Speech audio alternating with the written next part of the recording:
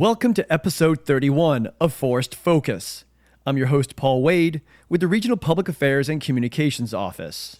In this episode, we learn about tree disease and how it affects forest health from Jamie Hinrichs. Jamie was featured in episode 29, Trails and Transformation, when she took us to the Inyo National Forest backcountry to hear from a California Conservation Corps trail crew. Expect to hear more from Jamie and her adventures into the forest in future episodes, in what we will start calling an occasional series, Echoes from the Understory.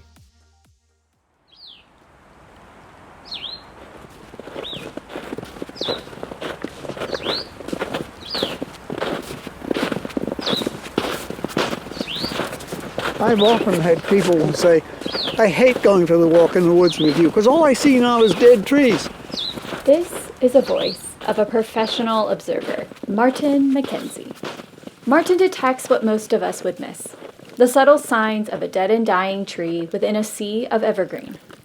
Anybody else standing here would probably look at this stand and see the beautiful ponderosa and the wonderful incense cedar, but I see a dead spire in the distance, bleached, bark long since lost. Those are the things that my eyes cue on immediately.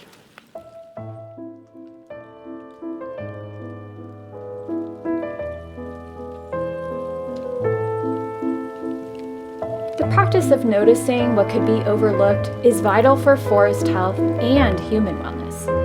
But observation has fallen quietly out of fashion due to our deluge of daily distractions.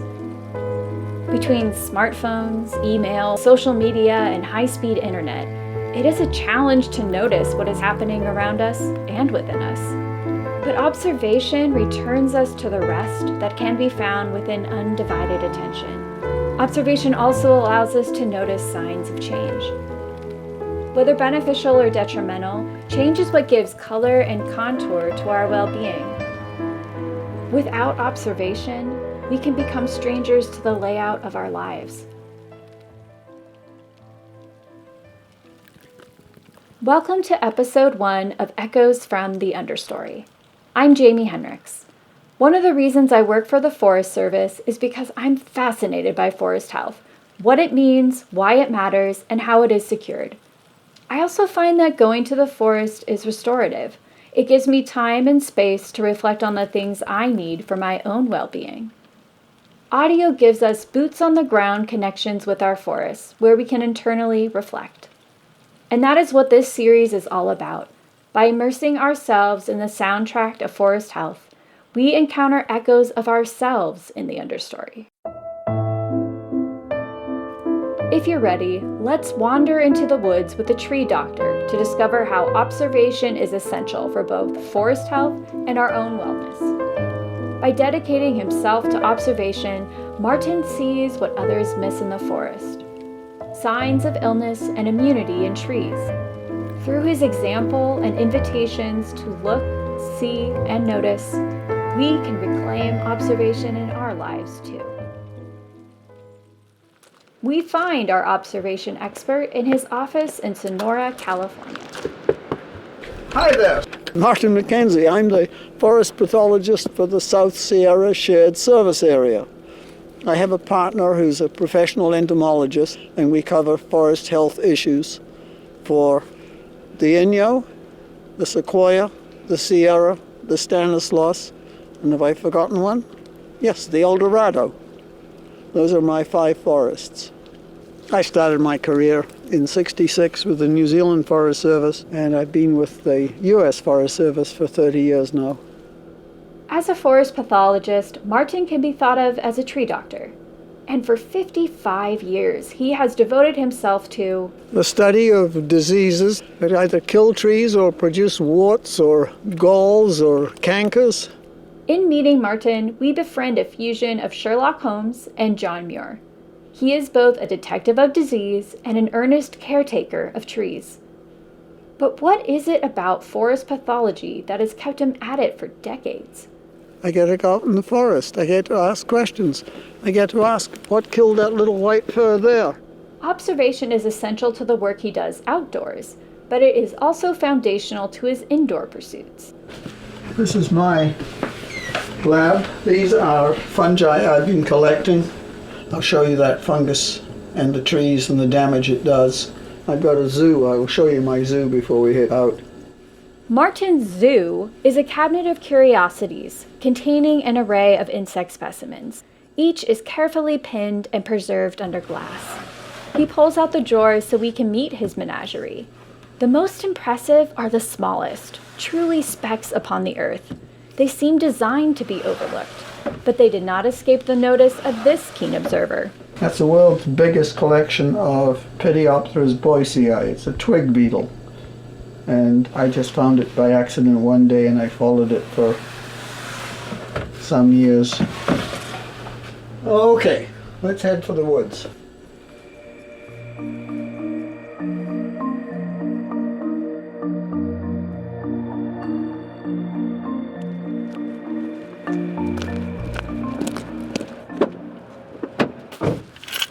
Stanislaus 5-2 heading out to Cold Spring, returning to the office 1600.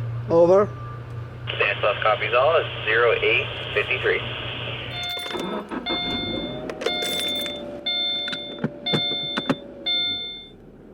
On the drive, Martin tells us a bit about his family and boyhood. His interest in observing nature started early in his life and was with him when his family moved from Scotland, his birthplace, to New Zealand by ship. The Captain Cook, she was an old Second World War troop ship. And I went through the Panama Canal. And I remember looking up on the deck looking for crocodiles. Other people said they saw them, I didn't. Our automobile odyssey is taking us up into the forest. There is fresh snow on the ground, and the temperature falls as we rise in elevation. Going into the forest to look for symptoms of disease is a regular part of Martin's job. But the methods he has used over the years seem profound because they are so simple. They make me aware of how infrequently I have practiced anything similar in my own forest visits. I walked down the road making observations, and it gave me a greater perspective of forest health. This is Forest Road 4N01, and this is where I told Dispatch I would be.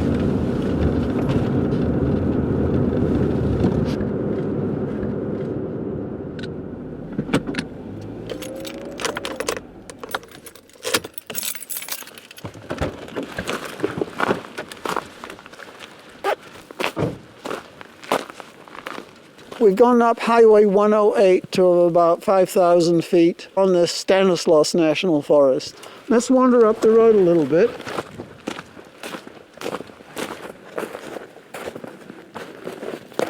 This stand is really in tough shape. At first glance, it is hard to see what Martin means. To our eyes, the forest looks healthy, crowded with trees and dusted in snow. The cold nips at fingertips and toes, but the shining sun melts the snowflakes from branches, creating a hum of clinking droplets hitting the snow carpet on the forest floor. That's beautiful. Don't often see melting snow coming down. The perfume of damp, evergreen freshness is an invitation for wandering, and wander we must if we are to learn how to see the forest with the eyes of an expert observer. I hope you would see that the two major diseases are root rots, lianosis, and blister rust. Martin has observed key symptoms of these two diseases in this part of the forest before, and he has taken samples of wood and fungi back to his lab for further study. He returns here regularly to map and monitor the spread of these two diseases. First, we'll take a closer look at root rot, which attacks white fir. In describing how he detects this disease, Martin reveals his alter ego. I'm a stump buster because the fungus grows inside the cave of the stump. So you've got to break open the stump to find the fungus inside. We'll have a look inside the adjacent stump. I'm scraping the snow off, and I'll see if there's a conch in it. I'm going to break it off to find out. I'm not going to break it off easy, that's for sure. It's tougher than it looks. That was conch. It's sort of like a woody mushroom. The top, it has a rind on it, which is dense The bottom surface was an old pore layer, broke like biscuit. For plant pathologists like Martin, stumps contain silent plot lines that reveal how disease moves from one tree to another. The stumps adjacent to those trees are critical in telling this story. Much like many human illnesses, tree diseases can spread in overcrowded conditions. If the fir trees are close to each other, they will be frequently root grafted, and the fungus can get from this stump, into that adjacent tree. It landed on the stump, grew down the stump, grew through the root graft, and up into this tree. Once this fungus is in the stand, it is there forever. So density of one species might affect the survival of another species. What we are starting to see here is that disease is a reoccurring piece and a domino effect of hazards that are impacting forest health. Overcrowded conditions allow disease to infiltrate more trees, but perhaps more surprisingly, Disease can lead to increased fire risk. When these trees die and fall on the ground, they become 1,000-hour fuels, and they'll burn for 1,000 hours when they catch fire.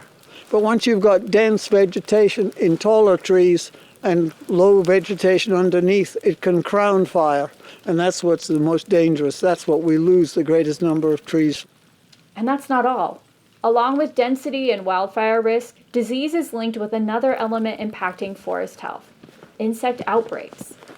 We haven't talked about bark beetles, but we're going in here because this was a small cluster of trees that died during the drought. Martin shares that drought weakens the defenses of trees, which makes them vulnerable to disease and bark beetle attacks.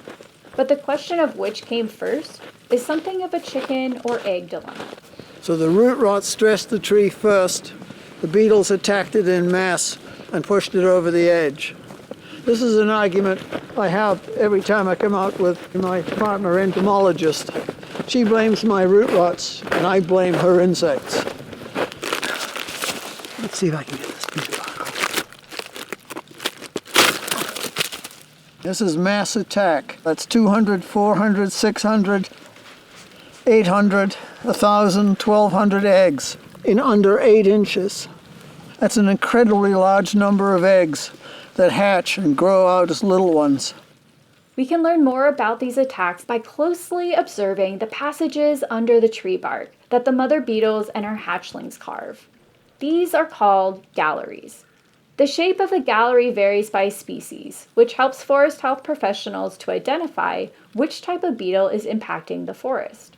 The galleries in this tree are curvy, as if a noodle left an impression in the wood, or as Martin puts it, all squiggly and crooked like spaghetti.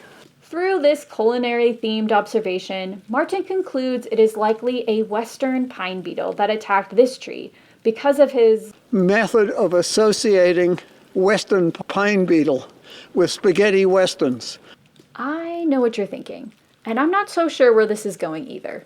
The connections between insects, westerns, and Italian food seem questionable. But I'm intrigued to see where Martin might take us. And to follow him into this creative frontier of observation, it turns out we need a bit of film history.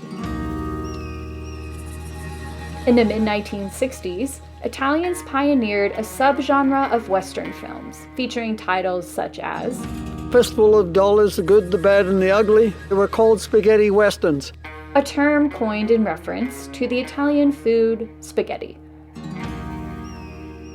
So when Martin is making observation in the woods, and he sees a gallery under the tree bark that is all squiggly and crooked like spaghetti, he is able to identify the likely attacker by making a mental leap from scenes of spaghetti westerns to visions of western pine beetles.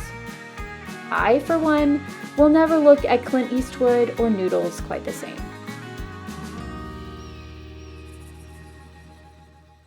With westerns on the mind, we can turn our attention to another disease desperado. While root rot was attacking white fir, this one is attacking a different species of tree. see this sugar pine in front of us? I was just walking along and I spotted limbs where the needles have all died. You follow them back and you can usually see a swelling. And if you're really lucky, it'll glisten where the tree has produced resin. You can see this dead spot in the main branch here. This is a canker caused by white pine blister rust, this exotic disease that came into this country. This disease is not native to the United States. It came here from Asia by way of Europe in the late 1800s, and it has been spreading westward ever since. It attacks all 5-needle pines, including the sugar pine we are looking at here. Through observation, Martin deduces how the disease infiltrated this tree. The spores landed on the needle, grew down the needle, grew into the branch, grew into the main stem, and girdled the main stem. No water will get past the girdle, and everything above that will die. All the cones that were produced at the tips of the branches will die too, so there will be no seeds produced. It will eventually sterilize this tree, threatening the future of sugar pines. So my interest as a pathologist was looking to see who is going to replace these big trees.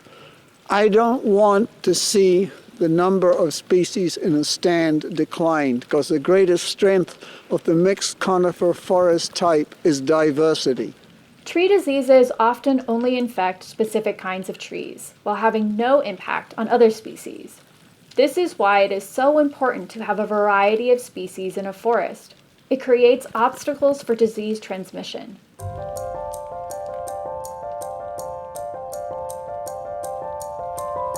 As we've seen, root rot infects white fir, and white pine blister rust infects sugar pine.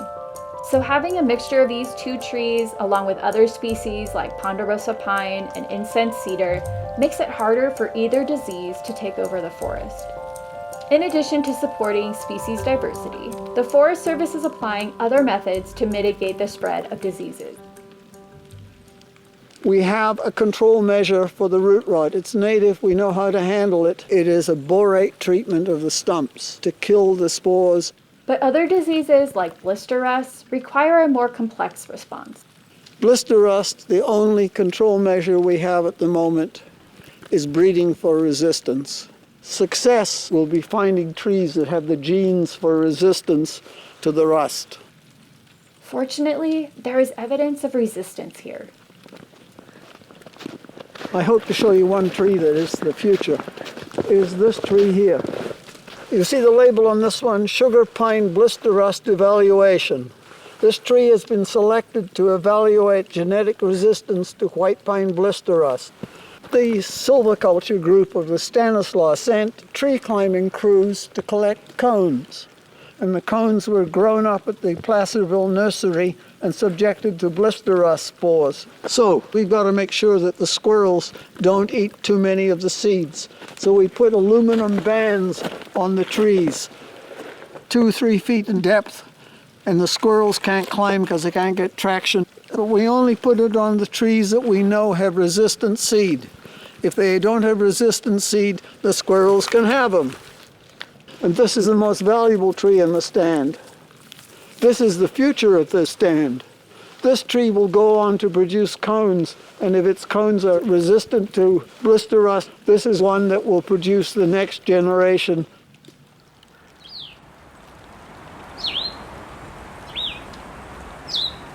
As we leave the forest today, we do so with new eyes. Martin has guided us in how to detect changes in forest health through observation of two diseases, root rot and white pine blister rust. Through our woodland wander, we've also gained an ability to notice the silent contributors of disease transmission, overcrowded forest conditions, and drought. What was once nearly invisible to us is now a story to be seen and heard within the landscape.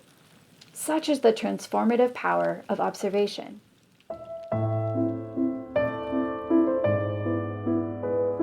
To observe is such a simple thing, but also a thing we simply forget to practice. I found Martin's repeated invitations to look, see, and notice almost startling because they woke me up to how infrequently I embrace observation. So let's wander in and look at this one. We'll have a look inside the adjacent stump. We'll go look. Before we leave the forest, Martin shares his own thoughts on observation. The last year, when I came up here on my own and parked the car at the top of the road and just walked down I would only get as far as I went. If I saw something that caused me to deviate, I would take my time to spot it and observe it, and then continuing, knowing that next week I'll walk slightly further down the road. I was building up an idea of what is normal for this piece of forest. It's the only way I can detect change. How often do we carve out time to observe changes like Martin does? Without embracing observation during our walks in the woods, we miss the subtle signs of change in forest health.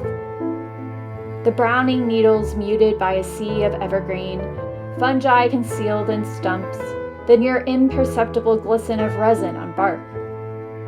This has a parallel when we're away from the forest. Without practicing observation in our daily lives, it is easy to miss signs of change in our wellness. The waning energy muted by a sea of busyness, depression concealed by the facade of, "I'm fine," and the near imperceptible flash of anxiety on our mind. I don't know about you, but I don't want to look back at my life and realize I've only been half awake because I was not embracing opportunities to observe the subtle signs of change in myself and in the world around me. Thinking of daily life as a walk in the woods might remind me to embrace observation, and I hope it does the same for you. As I was reflecting on all of this, I scratched out a little poem. I hope you don't mind.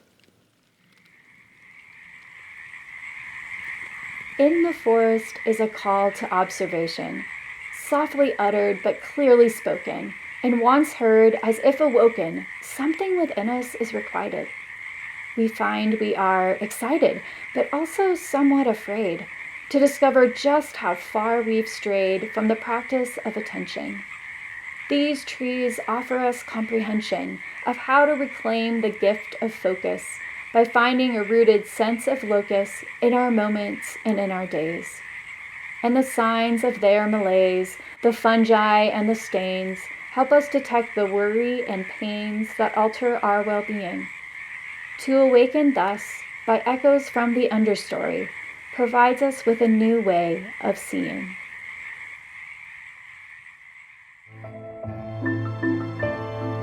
This episode was produced by me, Jamie Hinrichs, with story consultation from Claire Schoen. Music is from Pixabay. Keep your eyes and ears out for the next episode of Echoes from the Understory.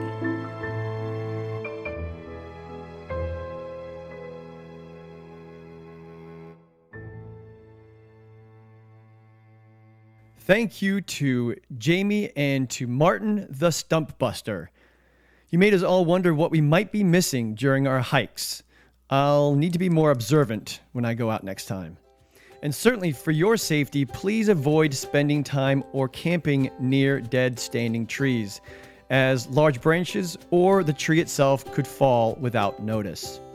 For more information on tree diseases, please check out the links on the show's description page. Thanks for listening, and if you're interested in sharing or listening to more episodes, search Forest Focus Podcast or look for us wherever you get your podcasts. And if you have questions or suggestions for a show, email us at sm.fs.r5ffpodcast@usda.gov. Until next time, enjoy your public lands. Please remember to recreate responsibly, know before you go, and learn what you can do to prevent wildfires. Take care.